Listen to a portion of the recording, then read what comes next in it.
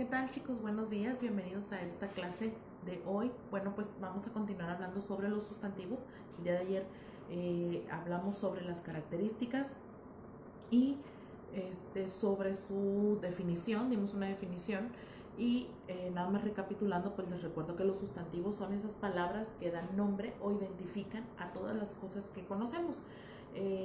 Y obviamente pues va acompañada de los verbos que también nos ayudarán a poder identificarlos más fácilmente, y los adjetivos, que son los que junto con ellos pues adquieren ese sentido para asociarse unos con otros. Entonces hoy vamos a ver sobre los tipos de sustantivos que hay y vamos a también elaborar un mapa conceptual sobre los sustantivos para tenerlo mucho más claro, ¿ok? Dependiendo de su clasificación es como los vamos a colocar. Entonces, dentro de los tipos de sustantivos, el primero que quiero mencionarles son los sustantivos propios. Es decir, los sustantivos propios son aquellos que designan entidades únicas, y dichas entidades pueden ser personas, animales, países, ciudades, ríos, instituciones. ¿Ok?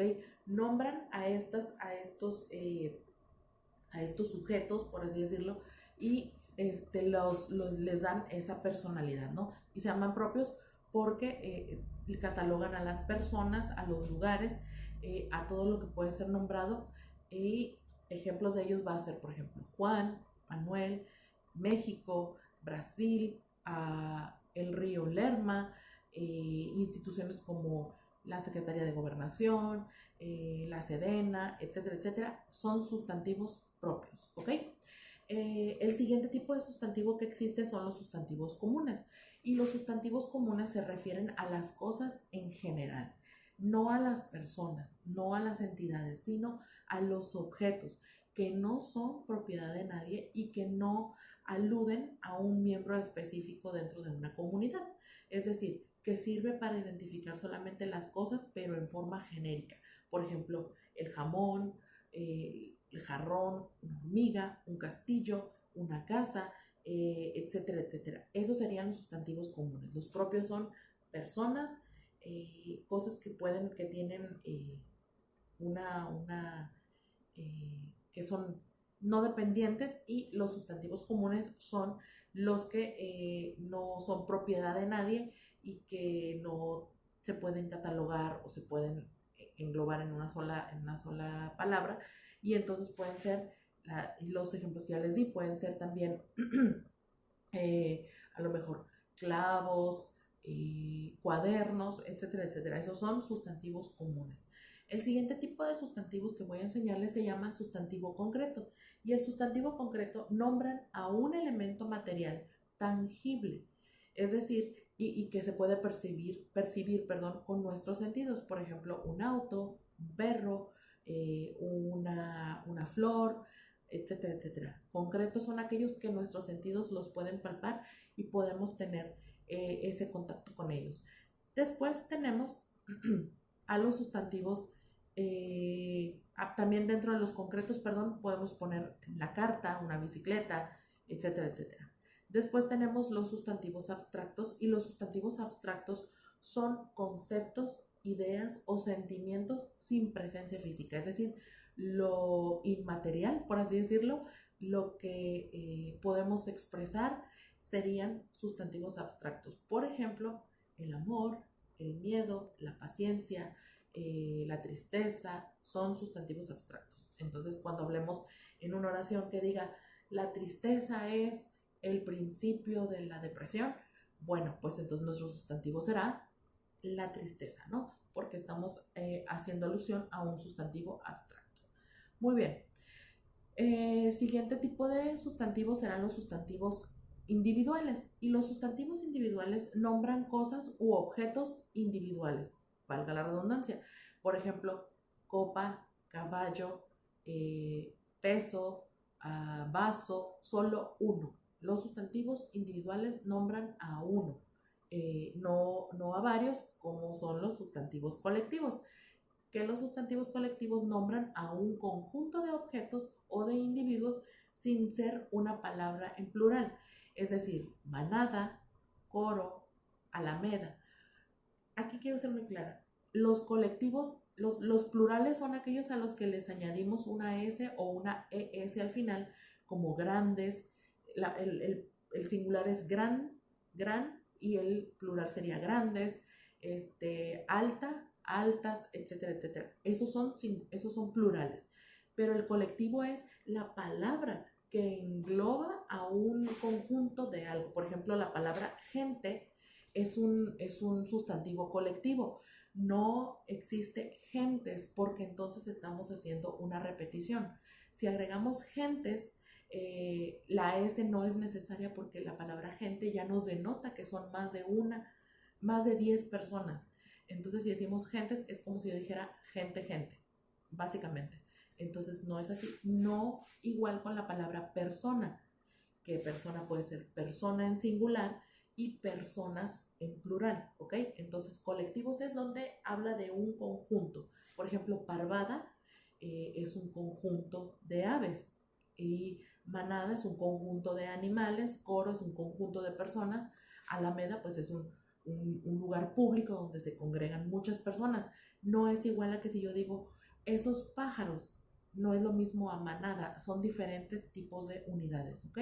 Nada más para hacer esa distinción. Entonces, palabra del día, gentes es incorrecto, no se dice gentes, se dice gente, ese es ese es el colectivo, la palabra colectiva, ¿ok? Muy bien, después de esa breve explicación, porque siempre me ha tocado ver en algunos trabajos gentes, y las gentes les dijeron, no, la gente les dijo, porque gente ya engloba ese colectivo. Muy bien, entonces seguimos hablando sobre los sustantivos ahora contables. ¿Cuáles son los sustantivos contables? Bueno, estos son los objetos o cosas que pueden ser enumerados. ¿Qué puede ser enumerado? Libros, un libro, una cuchara, un billete, puede tener 3 billetes, 4 billetes, puede tener 5 tortillas, todos los que puedan ser contados con número se llaman sustantivos contables, y los que no pueden ser contados pero sí se pueden medir o cuantificar se llaman incontables. Es decir, podemos decir que tengo 5 tortillas, pero yo no puedo decir que tengo 5 granos de azúcar. El azúcar es una palabra incontable. ¿Por qué? Porque no puedo determinar cuánto hay. Simplemente digo una taza de azúcar, pero yo no digo tengo 3.850 granitos de azúcar. Eso no lo decimos. Y lo mismo sucede con la nieve y con la leche. No podemos decir tengo una partícula te voy a dar 3 partículas de leche. No decimos eso, decimos te doy 1 litro de leche. No lo podemos contar, pero sí se puede medir o cuantificar, ¿ok? Entonces podemos medir la nieve en pies, en pulgadas, en centímetros, podemos medir el azúcar en tazas, en kilos, podemos medir la leche igual en tazas, en litros, en mililitros, pero no en individual como los objetos contables. Los objetos contables se pueden medir en lo individual, ¿ok? Puedo decir una botella, pero no puedo decir, me das, no sé, a lo mejor el agua también es incontable, no puedo decir, me das una partícula de agua. No es así, no es posible, ¿ok? Entonces son incontables. Muy bien. El siguiente tipo de sustantivos que tenemos serán los sustantivos primitivos. Y los sustantivos primitivos son aquellos que no se derivan de ninguna palabra. Cuando veamos palabras primitivas y el origen de las palabras, vamos a ver que muchas de las palabras que nosotros conocemos se forman a través de diferentes mecanismos. Uno de ellos es que se deriva de otra palabra. Una palabra derivada es una palabra primitiva, perdón, es la palabra origen, y a través de esa palabra se surgen nuevas palabras. Por ejemplo, la palabra rosa es una palabra primitiva y la palabra que surge de la palabra rosa sería rosal, rosado, rosácea, rosalinda, etcétera, etcétera. Serían palabras que surgen a través de esa. Entonces, la palabra primitiva es la palabra de la cual se derivan otras palabras. Entonces, el pan, la palabra pan, es una palabra primitiva porque viene panadero, panadería, pan, pan, pan qué. En fin, entonces es una palabra primitiva. También flor, florista, florero, florería, y todas esas palabras que provienen de ahí. Queso, quesería, quesillo, quesadilla, son palabras derivadas de las primitivas, ¿ok? Entonces, una palabra, un sustantivo primitivo será la palabra que no surge de otra palabra, sino que es la que da pie a unas, otros orígenes de otras palabras. Y entonces tenemos ahora sí la contraparte, que serán las palabras derivadas.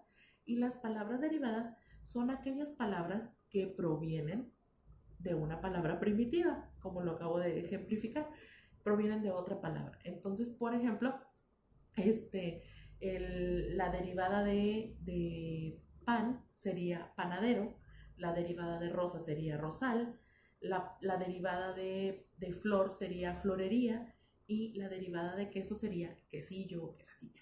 ¿Ok? A eso se refieren este tipo de palabras. Y la siguiente característica o composición de las palabras serán las palabras compuestas.